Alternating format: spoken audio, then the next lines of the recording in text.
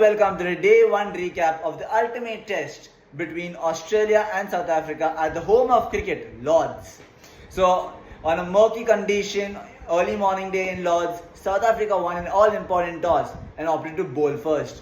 Coming into bowl was Kagiso Rabada and Marco Jansen, the expected pace trio for South Africa. Australia, obviously, the pitch was dry, so the batting would have been easier if it was a much more sunnier day. But the murky conditions continued throughout the first and the second session. Towards the later part of the day, as you head into the day one, session 3, it did become a bit brighter. There was a bit more sun out, and it was better for batting as we thought. But yesterday was a bowler's paradise. 14 wickets fell on the day, and I think the way this match is, fast forward on day 1, we might be seeing an early finish by day 3 or day 4 unless we see something substantial from the South African middle order today, and Australia is playing the second innings later, maybe today or tomorrow as well. But coming into the day's play, it was all very important. Australia getting all for 212, which is a comparatively low total on a World Test Championship final stage especially. But I think kudos has to go to Kagiso Rabada.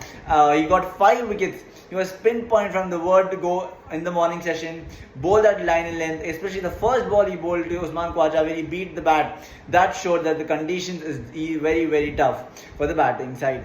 The bowlers of South Africa bowled beautifully. They kept the line and length, didn't allow the runs to squeeze through. They were putting a tight lid on the scoring rate. The runs were not flowing as we usually see when we see a bass ball playing or someone else playing. And I think that was a very important feature for South Africa yesterday. And I think has to give it to their catching. I think the catching has been exceptional for South Africa.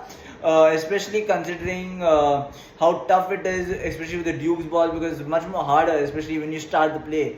And to take those catches that slip, especially one time when Markram was being covered, and the second catch of Labuschagne where Markram himself was being covered by the second or third slip coming in his face, but still holding on to those catches, which is almost falling short, absolutely exceptional by the South African fielders. And I think Kyle Vereen, the way he jumped to his right, that was fantastic to get Travis Head, because I think Travis Head was looking to take the game on.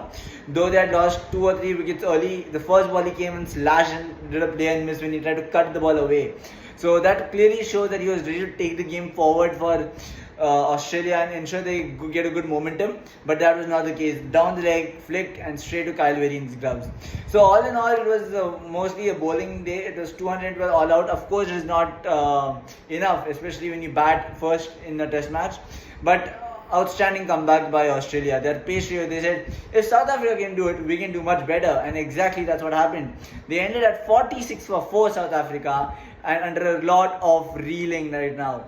They trust on Temba Bavuma, their skipper, and David Bedingham, plus Kyle Vereen, plus Marco Jansen to bail them out of this absolute dungeon that they're in. 212, trailing by 180 runs. It's a long way ahead.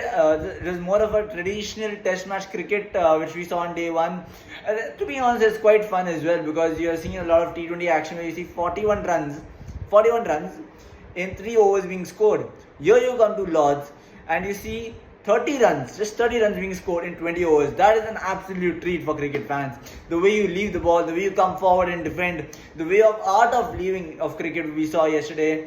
And I think all that will be checked today when they come into today's play as well for South Africa, because it will not be easy. As part as what we saw in the conditions, it is expected to remain cloudy on the 4 days. But the good news is that we might get all the 90 overs in, thanks to weather permitting with no rain around in Lords in this week especially. So that is a good condition to note. But I think we need a big partnership from Temba Bavuma, Bedingham, Kyle Vereen and Marco Jansen to at least get them to a total of 240, 250. It is not a big lead, it's not a big score, I agree. But from this position where they're 46 for 4, if they reach to that stage, but that itself will take 2 sessions or 2.5 sessions to reach there. So I hope they do that, because then a 20-30 run lead and you come into day 3 where the batting will be much more easier for the batting side. As you all know, it's called the moving day as well, because it's the midpoint of the test match. So that is a very important facet for South Africa. Look to bat long, look to bat deep, And if that works out, we might be in for a cracker event, possibly a 5-day event. But that all depends if South Africa can manage to bat through with 6 wickets on day 2. Highly difficult task ahead, but this is the ultimate test. The both best teams are playing, and you just never know what might happen. So cash it up, wait for the action, starting at 3 p.m. today, again Indian Standard Time, and let's enjoy the ultimate test at Lords before we go into more test action. Thank you.